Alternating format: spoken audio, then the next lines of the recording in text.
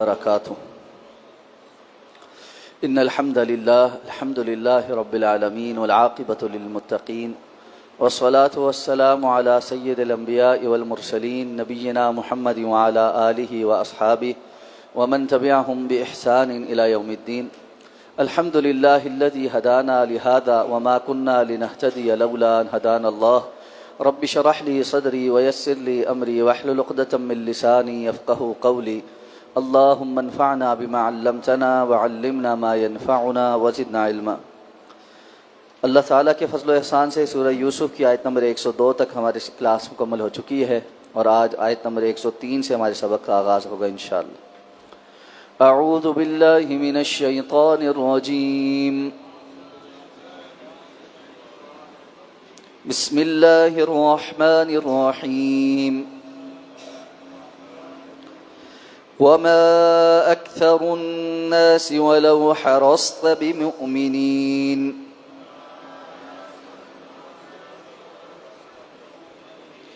وما تسألهم عليه من أجر إن هو إلا ذكر للعالمين. وكأي من آية في السماوات والأرض يمرون عليها وهم عنها معرضون.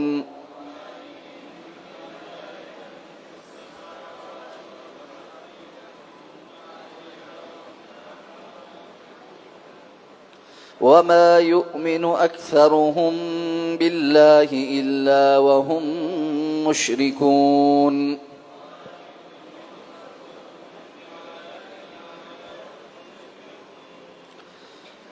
وما اکثر الناس ولو حرصت بمؤمنین.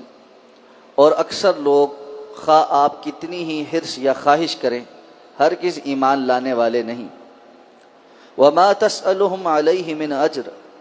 حالانکہ آپ تو ان سے اس پر کوئی اجر یا مزدوری بھی نہیں مانگتے. ان هو الا ذکر للعالمین. یہ تو جہانوں کے لیے ایک نصیحت کے سوا کچھ نہیں.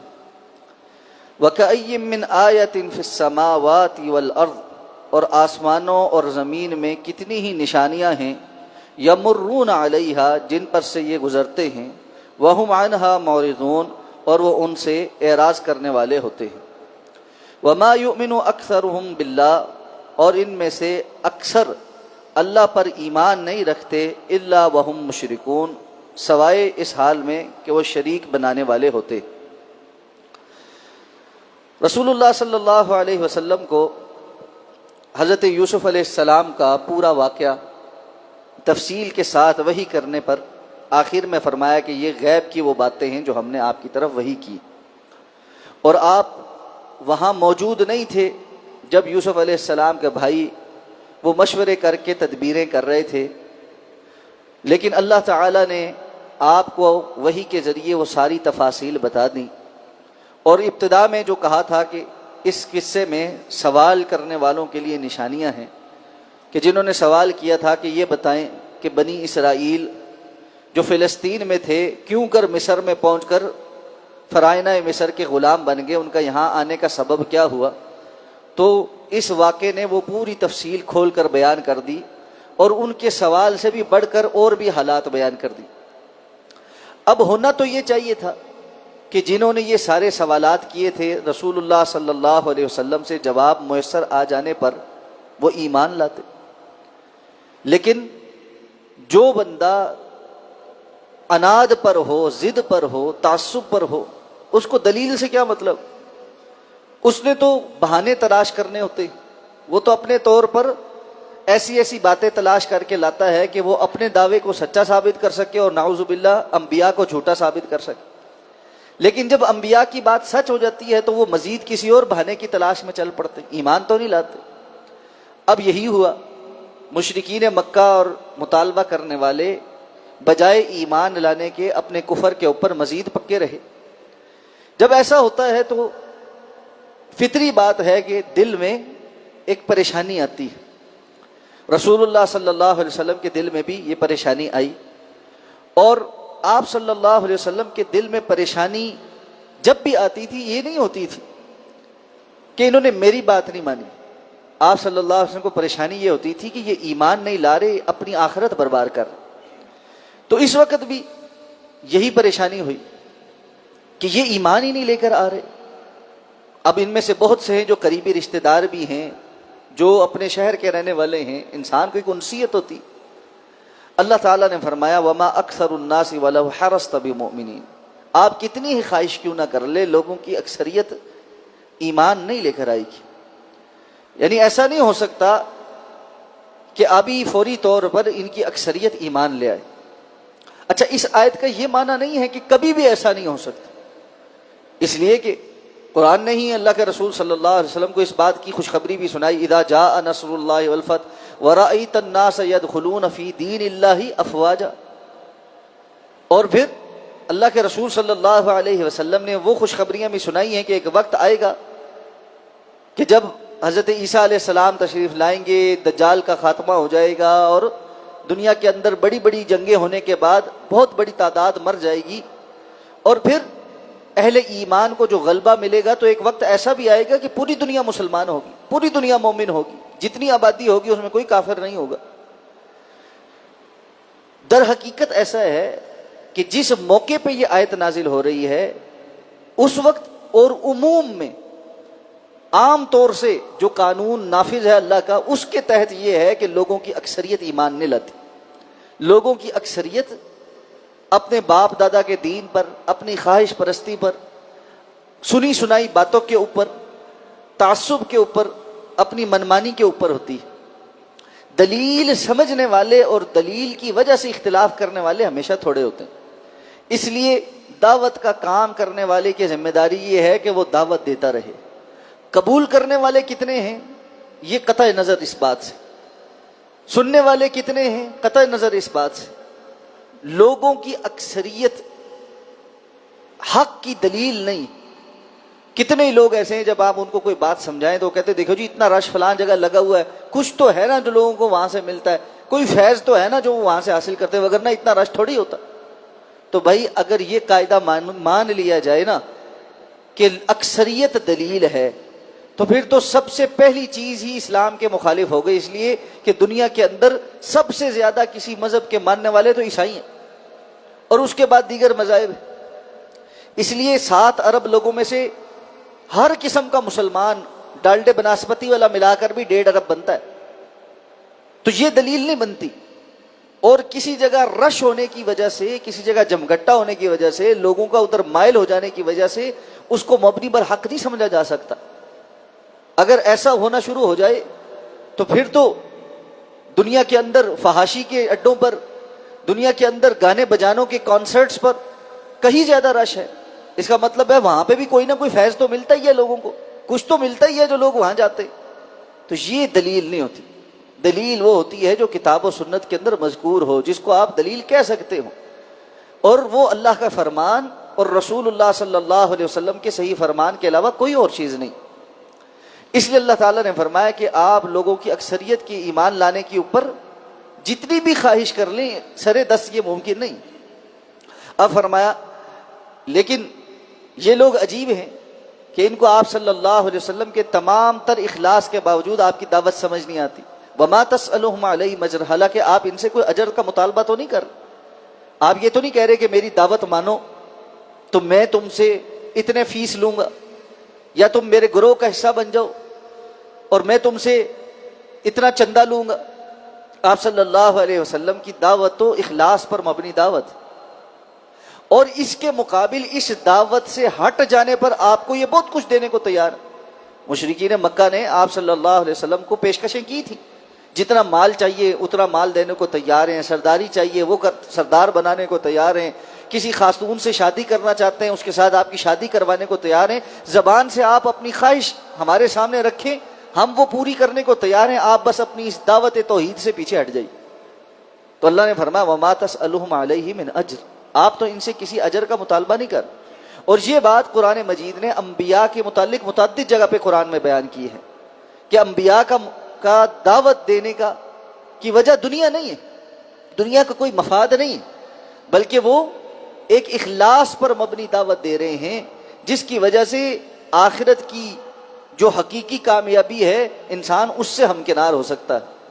تو کوئی بھی شخص اگر ٹھنڈے دل کے ساتھ بیٹھ کر عقلی شعور کے ساتھ بھی انبیاء کی اس دعوت کو پرکھنا چاہے تو اس کو یہ بات سمجھ آئے گی کہ کسی بھی نبی نے دنیاوی کسی مفاد اور غرض کی خاطر اپنا دعوت جو ہے وہ اس کا کام نہیں کیا ہے، بلکہ دنیاوی مفادات دوسری جانب تھے اور ان کی دعوت دوسری جانب تھی۔ اور یہی وجہ ہے رسول اللہ صلی اللہ علیہ وسلم نے فرمایا کہ ہم جو انبیاء کی جماعت ہیں، ہم درہم و دینار وراثت میں نہیں چھوڑتے۔ انبیاء جو ہیں وہ درہم و دینار وراثت میں نہیں چھوڑتے کہ آنے والا جو ہے وہ درہم دینار سمیٹتا رہے، وہ خود اور ان کا خاندان جو ہے وہ وہ دنیاوی آسائشیں حاصل کرتا رہے، جس طرح دنیاوی لیڈروں کے مقاصد ہوتے ہیں۔ بلکہ خود تو رسول اللہ صلی اللہ علیہ وسلم نے اپنی آل کے لیے یہ دعا کی، اللہم اجعل رزق آل محمد قوتا، یا اللہ میری جو آل ہے نا، جو میری نسل ہے، اس کا دنیاوی رزق بس ان کی ضرورت کے مطابق کر دے، یعنی دنیاوی طور پر وہ بہت زیادہ مال و متاع کے اندر پڑھ کر وہ فتنے کا شکار نہ ہو، بلکہ اتنا جس سے ان کی اپنی ضرورت پوری ہو جاتی ہو، کسی کے آگے ان کو ہاتھ نہ پھیلانا پڑے۔ تو اگر دنیا مقصد ہوتی تو اللہ کے رسول یہ مطالبہ کرتے، جن کو یہ اختیار دیا گیا تھا کہ اگر آپ چاہیں تو مکہ کی جو وادیاں ہیں یہ سونے اور چاندی کی بنا دی جائیں، لیکن آپ صلی اللہ علیہ وسلم فرمایا میں نے یہ پسند نہیں کی۔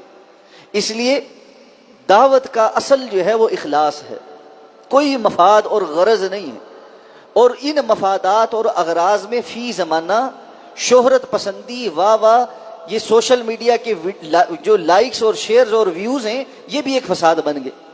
کتنے ہی دعوت دینے والے لوگ جو ہے وہ اپنی دعوت کی کامیابی کے ثمرات ان چیزوں میں دیکھتے، اور کتنے ہی دوسرے لوگوں کو اس لیے کامیاب داعی نہیں سمجھا جاتا کہ ان کی ویورشپ کم ہے۔ یہ ایک فتنہ ہے، اس سے باہر نکل آنا چاہیے، حق بات کہنی چاہیے۔ اور کتنے ہی لوگ ہیں وہ بعض موضوعات پر اس لیے نہیں بولتے کہ ہماری ویورشپ خراب ہو جائے اور ہمارے لائکس اور شیئرز کم ہو جائیں، اور بعض بالکل بلا وجہ کے موضوعات، غیر ضروری، حتیٰ کہ بعض جو ہے نا پروپیگنڈے کے موضوعات کو ضرور اس لیے چھیڑ رہتے ہیں کہ آج کل چونکہ بحث چلی ہوئی ہے اس لیے اس بات کو کرنا ضروری ہے، وگرنہ لوگ کیا کہیں گے۔ یہ معیار نہیں ہونا چاہیے۔ یہ معیار ہے تو للہیت اور اخلاص مشکوک ہے۔ معیار یہ ہونا چاہیے جو حق بات ہے وہ ہونی چاہیے، اور جو غیر ضروری باتیں ہیں، من حسن اسلام المرء ترکہ ما لا یعنیہ، اسلام کے اچھے اسلام کی علامت یہ ہے بندہ لا یعنی باتوں کو چھوڑ دینے والا ہوتا۔ تو ساتھ فرمایا یہ لوگ ایسے ہیں کہ آسمانوں اور زمین کے اندر کتنی ہی نشانیاں ان کے سامنے ہیں، یہ ان کے سامنے سے گزرتے ہیں لیکن رخ پھیر لیتے، اعراض کر لیتے ہیں، غور کرنے کو تیار نہیں۔ زمین و آسمان میں اللہ نے بے شمار نشانیاں رکھی ہیں جو اللہ رب العزت کے وحدہ لا شریک ہونے اور خالق اور مالک ہونے کی طرف دلالت کرتی، اور اسی نشانیوں کی طرف سمجھدار کے لیے اشارہ کرنے کے لیے اللہ نے اپنی کتاب بھی نازل کی ہے اور انبیاء کو بھی مبعوث کیا ہے، تاکہ وہ لوگوں کی رہنمائی کر سکیں کہ تم عقل سے اگر ان نشانیوں کو دیکھو تو تمہیں وضاحت اور صراحت کے ساتھ پتہ چل جائے گا کہ اس کائنات کا ایک خالق ہے، مالک ہے، جو اکیلا تنہا ہے اور اس کے سوا کوئی اور نہیں جو اس کا شریک ہو۔ لیکن اللہ نے فرمایا یہ ان تمام نشانیوں کو دیکھ کر ایسے گزر جاتے ہیں جیسے بالکل دیکھی نہ ہو، دیکھی اندیکھی کر دیتے۔ اور اگر کوئی ان میں اللہ پر ایمان لانے والا بھی ہے تو ان کی حالت کیا ہے؟ وَمَا يُؤْمِنُ أَكْثَرُهُم بِاللَّهِ إِلَّا وَهُم مُشْرِكُونَ، اللہ پر ایمان لانے والے بھی اکثریت مشرکوں کی، یعنی ایمان بھی ان کا ویسا نہیں ہے جیسا اللہ پر لانے کا حق ہے۔ اس کی سب سے بڑی مثال خود مشرکین مکہ تھے جو اللہ کے رب العزت کی ذات پر ایمان رکھتے تھے۔ وَلَئِن سَأَلْتَهُم مَّنْ خَلَقَ السَّمَاوَاتِ وَالْأَرْضَ لَيَقُولُنَّ اللَّهُ، اگر آپ ان سے یہ کہیں کہ یہ تو بتلاؤ آسمان و زمین کو پیدا کرنے والا کون ہے، تو یہ کہیں گے ضرور بضرور اللہ ہی ہے، لیکن ساتھ میں کہتے تھے کہ اللہ کا فلاں بھی شریک ہے، فلاں بھی شریک ہے، لات منات عزا ہبل کرتے کرتے 360 بت تو جو بیت اللہ کے اندر رکھے ہوئے تھے اور اس کے علاوہ بے شمار تھے۔ اور اسی طرح یہود و نصارہ نے حضرت عزیر اور حضرت عیسیٰ علیہ السلام کو اللہ کا بیٹا بنا لیا، عیسائیوں نے حضرت عیسیٰ علیہ السلام کو بیک وقت اللہ بھی، اس کا بیٹا بھی اور روح القدس بھی بنایا ہوا، اور اسی طرح پھر بعد میں آنے والوں نے طرح طرح کے شرک گھڑے ہیں، اور اللہ رب العزت کے فرشتوں کو اللہ کی بیٹیاں بنا کر اللہ کا شریک بنا لیا۔ اور آج بھی بہت سے لوگ ایسے ہیں جو اللہ کی مخلوق میں نیک بندوں کے نام لے لے کر ان کی طرف وہ صفات منسوب کرتے ہیں جو خالصتاً اللہ کی، حاجت روا ہونا، مشکل کشا ہونا، بگڑیاں بنانا اور سنوارنا، اور کشتیاں پار لگانا، طوفانوں سے حفاظت کرنا، بیٹے یا بیٹیاں عطا فرمانا، رزق میں کشادی کرنا، اچھی اور بری تقدیر کے فیصلوں پر قادر ہونا، یہ ساری کی ساری صفات کس کی ہیں؟ صرف اور صرف اللہ کی۔ ان ساری صفات اور ان کے علاوہ بھی من جملہ وہ تمام صفات جن کا اللہ نے خود تذکرہ فرما دیا ہے، وہ بھی جو ہمارے علم میں ہیں اور وہ بھی جو ہمارے علم میں نہیں ہیں، ان سب کے متعلق یہ ایمان رکھنا کہ ان میں اللہ کا کوئی شریک نہیں ہے، یہ ایمان کا تقاضا ہے۔ یہ وہ ایمان ہے جس کے ساتھ بندہ اللہ کے پاس جائے گا تو سرخرو ہوگا۔ اگر اس میں ملاوٹ کر کے اللہ کے پاس پہنچا کہ اللہ تو ہے لیکن اس کے ساتھ فلاں بھی ہے، اللہ تو ہے لیکن اس نے اپنے اختیارات دنیا کے اندر اوروں کو دیے ہوئے ہیں، دنیا کے اندر ہمہ وقت کوئی 21 کتب ہوتے ہیں، 7 ابدال ہوتے ہیں، اور ان سب کے اوپر ایک غوث اعظم ہوتا ہے، اور غوث اعظم کے اختیارات تو اگر پڑھنے میں کتابوں میں جو کچھ لکھے ہیں وہ اللہ سے بھی اللہ معاف کرے اوپر ہیں۔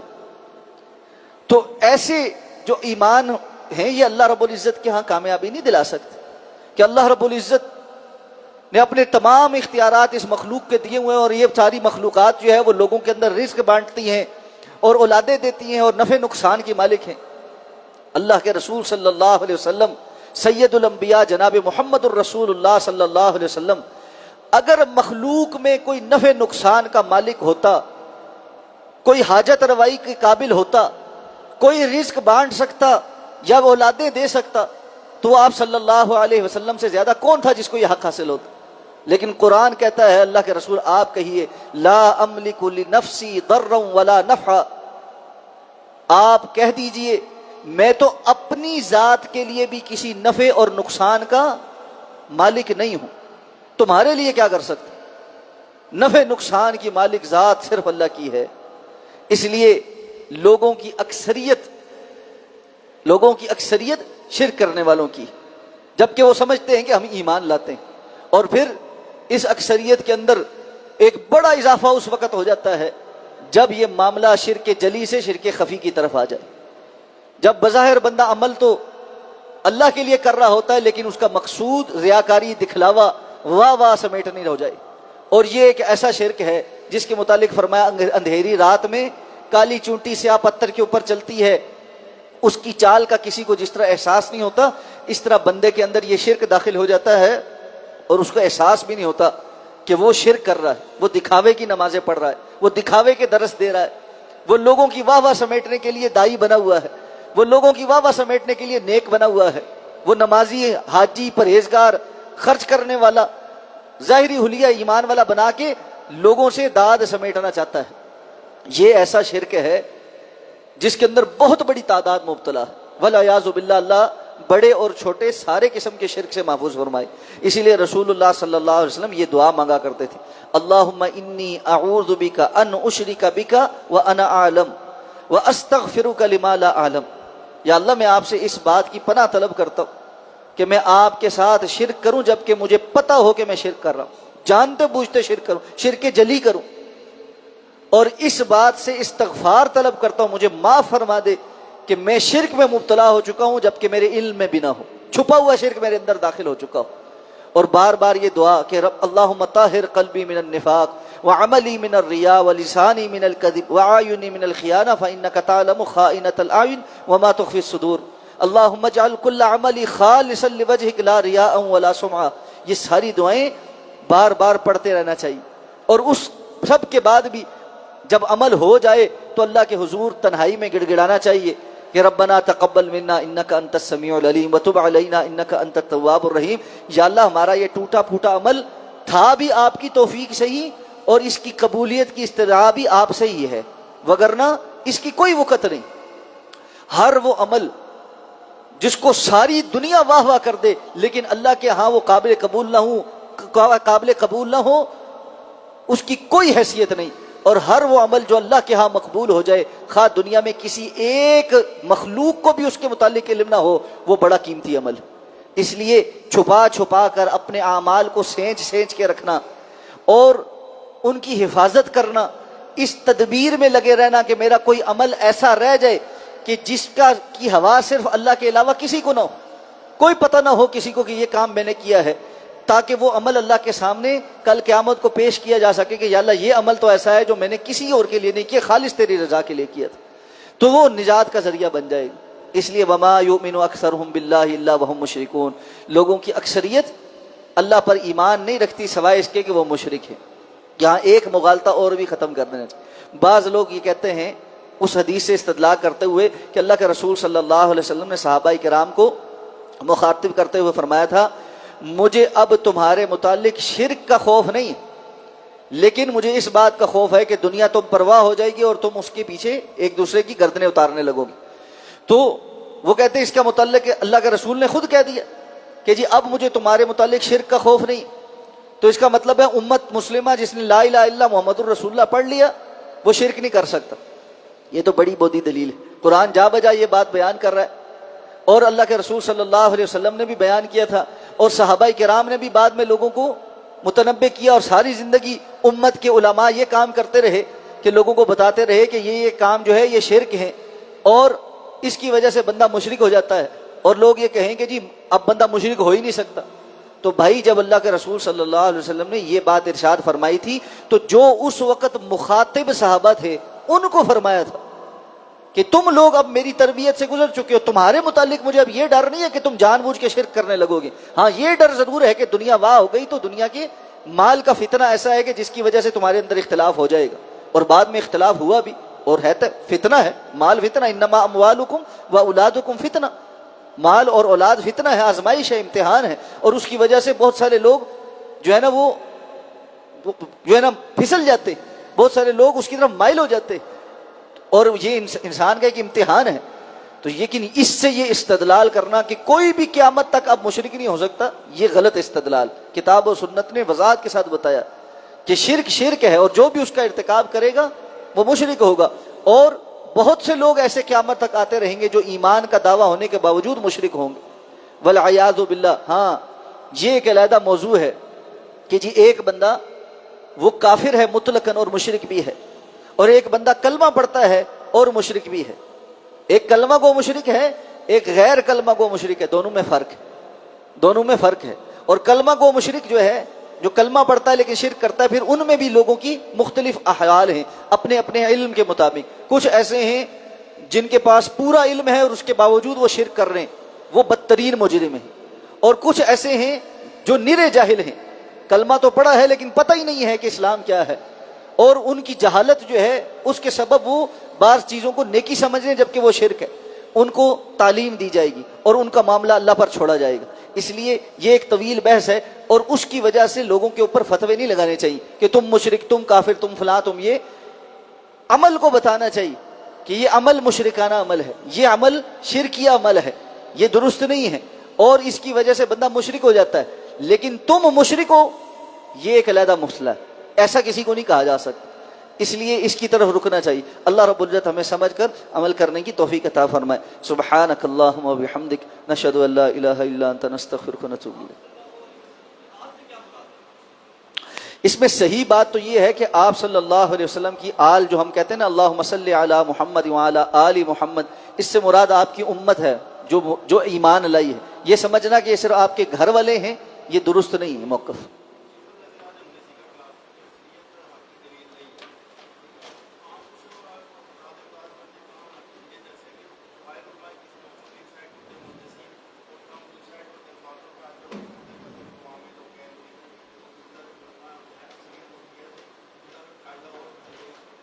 اچھا، وضاحت یہ ہے، سوال یہ پوچھا گیا ہے کہ عام قاعدہ ہم نے یہ سیکھا ہے کہ اکثریت حق کی دلیل نہیں ہے، تو کیا یہ معاملہ علماء کے بارے میں بھی کیا جائے گا؟ کیونکہ ہم تو اکثر یہ دیکھتے ہیں کہ کسی مسئلے میں اختلاف ہو تو علماء کی بڑی تعداد کس طرف ہے، وہاں اکثریت دیکھتے ہیں، تو وہ عامت الناس۔ دیکھیں ہم نے بات کی جو اکثریت والا قاعدہ ہے، ہر کس و ناقص، جیسے جمہوریت میں ہوتا ہے، پڑھا لکھا، جاہل، بڑا چھوٹا، عورت مرد سب برابر ہیں، ہر کسی کا ایک ووٹ ہے، جس طرح مرضی ہو جائے.